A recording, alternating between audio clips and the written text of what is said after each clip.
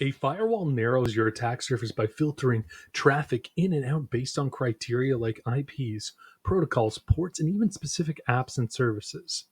Think of it as, well, a policy gateway at both the network edge and the host, forming a core layer in defense in depth. At the base, you have stateless packet filters, simple header checks, then stateful inspection that understands connection state like new, established, and related. Add layer 7 proxying for protocol validation plus NAT port forwarding to translate addresses. Log everything that matters for audit and troubleshooting. Firewalls come as host software, network appliances, VMs, and cloud firewall as a service.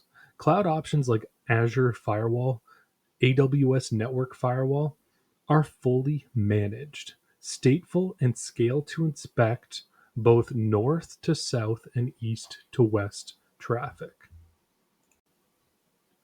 Windows ships with a policy-driven host firewall that applies rules per profile, domain, public, and private, and can manage it locally with WFAS or centrally using Intune or GPOs. Rules filter by application, port, protocol, and address, with optional logging to pfirewall.log. When you add a rule, you choose program, port, predefined, or custom. You scope it to inbound and outbound and target the right profiles. ICMP and IPv4 and IPv6 often need separate, explicit rule selections to work as intended. In Enterprise, configure Windows Firewall in GPO. So computer configuration policies, Windows settings, and Windows Firewall with advanced security. This centralizes rules and their defaults as well as logging via GPO and ensures consistent enforcement at scale.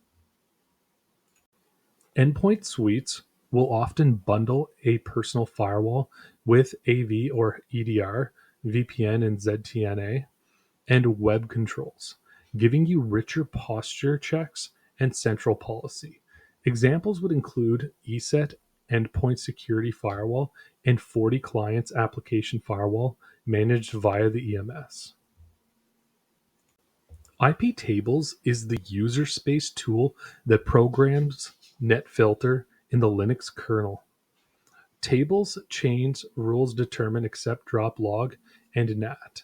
It supports logging, so DNAT, SNAT, and rate limiting. NFtables is the modern successor, but iptables remains widely used. Rules evaluate top to bottom until a match. Stateful policies typically allow established and related traffic. Persist your rules with iptables save and iptables restore. And on Debian and Linux, you can use iptables persistent, so they survive reboots. Default deny is the safe pattern. Allow the ports you need.